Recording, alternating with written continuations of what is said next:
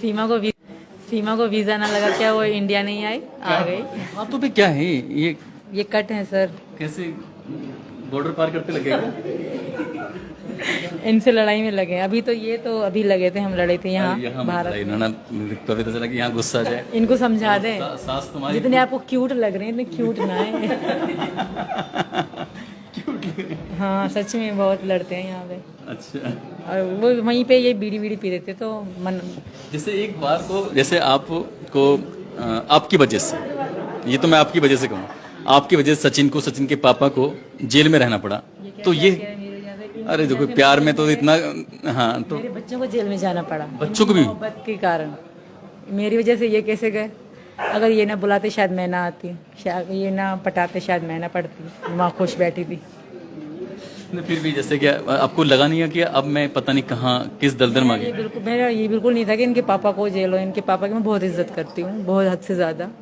मेरे कभी भी नहीं था कि, फिर भी मुझे इसी बात की चिंता थी कि पता नहीं पापा कब निकलेंगे। अगर हम सब जेल में थे तो मुझे अपनी या बच्चों की, इनकी भी नहीं थी, पापा की थी कि वो चले जाएं, और मम्मी वालों की थी कि पीछे कमाने वाला कोई भी ना था। बाबा बेचारे बूढ़े हैं और विकास वाले छोटे हैं। तो हमने पुलिस वाले से भी रिक्वेस्ट करी कि हमारा बहुत सारा सामान वहाँ कमरे में पड़ा है, वो घर पे पहुँचा दी। पापा हमारे साथ हैं, इस बात का मुझे भी दुख है। सचिन के पापा से बात हो रही थी तो सचिन के पापा कह रहे थे कि भैया मैं 2 दिन जेल में रहा, बहुत गरीब आदमी है, पेड़ पौधे लगा के वो बेचते हैं, जाके शहर में जाते हैं गांव से और वहाँ पेड़ पौधे बेचते हैं, तब उससे घर का खर्च चलता है।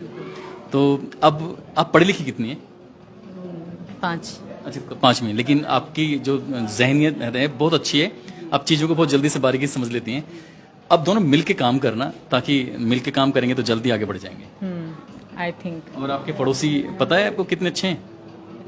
अरे तुम पड़ोसी घर में बैठी हुई इतने अच्छे हैं? ये सब तो बहुत अच्छे हैं, चाचा जी तो बहुत से ज़्यादा अच्छे हैं। इन्होंने तो, इनके कारण शायद हम आज बाहर हैं। हाँ, पता है आपके पड़ोसी क्या कह रहे थे कि इन बच्चों को हम किसी भी कीमत पर परेशान नहीं होने देंगे, इन बच्चों को हम अपनी तरह समझेंगे। और एक बार गांव की तरफ दिखाओ, और इन गांव के लोगों ने भरोसा दिलाया है इन चारों बच्चों के लिए कि इनकी पढ़ाई लिखाई की जिम्मेदारी हम मिलके उठाएंगे, पूरा गांव उठाएगा। यही बात है ना? मेरे एक बार गांव वालों के लिए तो आपस में ताली बताओ यार।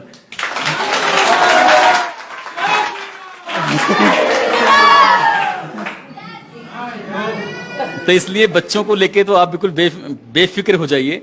और हो सकता है कि मैं अपनी इस वीडियो के माध्यम से ये अपील जरूर करूंगा कि जो यहाँ आसपास के अच्छे लोग हैं, बढ़िया लोग हैं, क्योंकि ये बहुत बेहद गरीब परिवार है, इस परिवार को आगे बढ़ाने के लिए, मेहनत करने के लिए आपको कुछ इसमें हेल्प करनी चाहिए।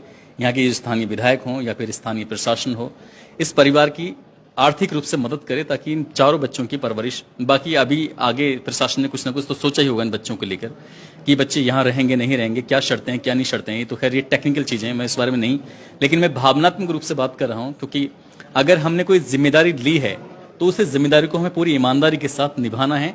ऐसा नहीं, ये खेल एक दिन का नहीं है, ये खेल कम से कम हर बच्चा जब 18 साल तक कंप्लीट नहीं हो जाएगा तब तक उसकी एजुकेशन का भी सवाल है। हालांकि सरकार एजुकेशन को लेकर अच्छे कदम उठाती है, लेकिन आप जैसे आपको अपना खोया हुआ प्यार है, मिल गया है, तो ऐसे ही बच्चों के लिए क्या सोचा है आपने अपने लेवल पर?